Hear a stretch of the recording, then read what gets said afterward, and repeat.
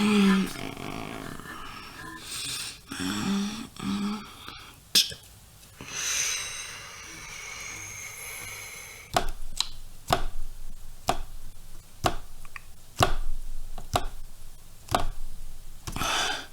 going on?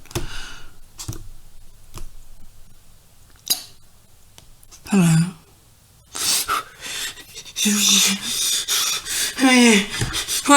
Why am I tied to the chair? It's a very interesting story. You know when you're working away and you're not happy at your work. You know, you're not happy at all. You're miserable, in fact. And then you think, well, it's not that I'm not happy at my work. It's that I'm not happy the way the work works.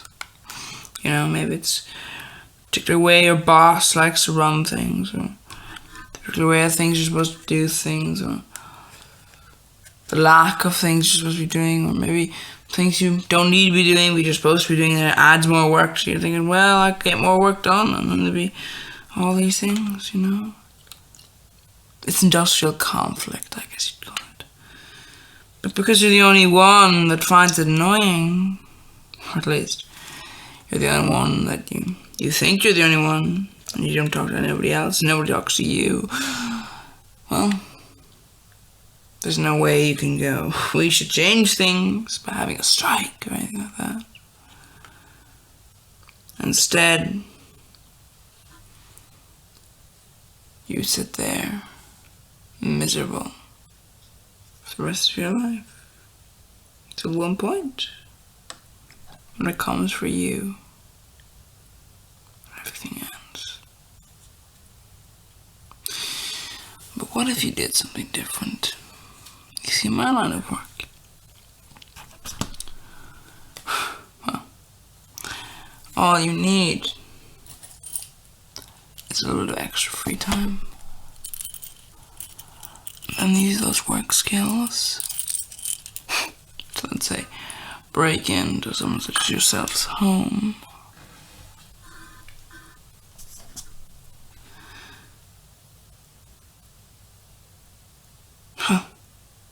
The gas caster, spread out.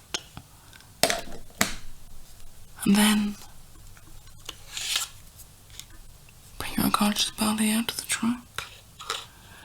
Bring you to a nice area by the river. Hey. Well, you see, here's the thing. The problem with my colleagues is that they're too wrapped up in security, you know? They go, oh, look, we've got a man here. He's, well, suspected of committing a horrible crime, but wait, there's not enough evidence to make sure he's guilty. Now, there's enough evidence possibly to convict him with the police, or maybe even not that. The point is, they are what you might call higher than the police when it comes to evidence. So, there's a certain amount of evidence lacking in your case, well, they won't be meeting you. Or if they do, it'll be, well, because you annoy them. And that's the point. They're not going to be getting the likes of you, because the likes of you could be innocent. Problem with that is, that means the likes of you stay in the streets, infecting the place, ruining everything for everyone. And I look at it and go, well, why should I sit back? My job is to hunt down people like you.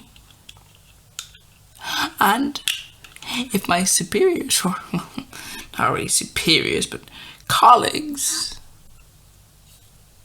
if they believe that, well, you know how it works. You've got colleagues in the evidence department. Colleagues are technically your superiors, but you're also their superiors. You could say, well,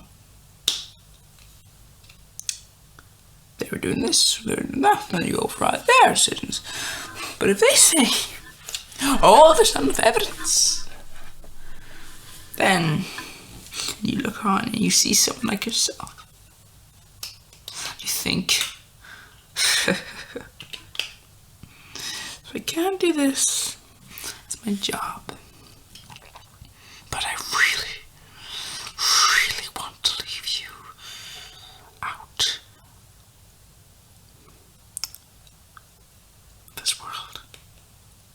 So, you know what? A couple of months ago, I was feeling this way. And I walked down a roadway, and there was a man attempting to rape someone. Now, usually, you'd have to process this and do all these things and make sure that he was guilty and all these things. But you know what? I said no. No, I won't do that. So I pulled out my gun and I shot him through the face. He's not going to be raping anyone, or in fact, doing anything anymore. Problem was, it wasn't for work. So, I was just a guinea old civilian. I had to hide the evidence. Luckily, he was a rapist, so... well, no one was going to be telling. No one's going to be telling for you either. No? We could do. Well, it's quite simple, really. You are someone who's been saved from receiving punishment from punishment. But that does not mean that I will let you go. Think of me as the person who clears up some of the mess that punishment decided not to. They go, oh, well, no, not enough evidence here. And that's the problem, you see. I understand at a basic level. It's the same thing with the police. They have to balance who's guilty and who's innocent. So a certain amount of innocent people will go to prison, and a certain amount of guilty people will go free. Just to make sure that you don't bring it down to a level whereby you're letting so many guilty people go free. Which means you have to resign yourself to the fact that innocent people will go. Punishment do not like it when innocent people are up in the area, which means it is very hard for them to find people that fit their criteria. They're planning a little project later on. Nice little project. It's going to require a whole lot of criminals. Problem is, each of those aren't going to be just criminals that were sentenced and put in prison. Instead, they have to find ones that fit their criteria. And that's the problem. Criteria. So I decided, why not break this? Well, just change things. Why not take those who punishment would ignore for the safety of the guilty? Or, as they would say, safety of the innocent. And instead, take those people who are in difficulty,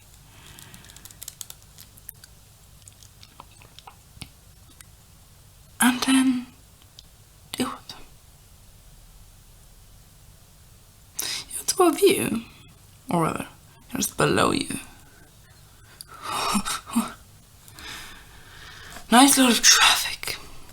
You're in a nice little bridge area. Now the problem is that this area, well, when you let me into an area, you've got to be very careful, because I may have had a little bit of a pressurized trapdoor beneath your feet.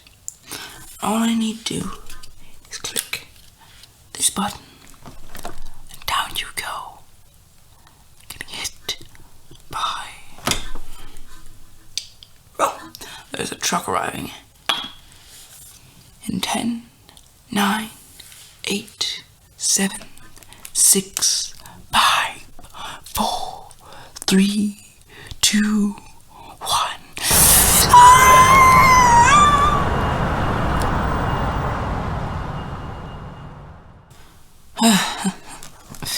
So, the second kill without permission. I think I'm getting a little bit of a taste for this.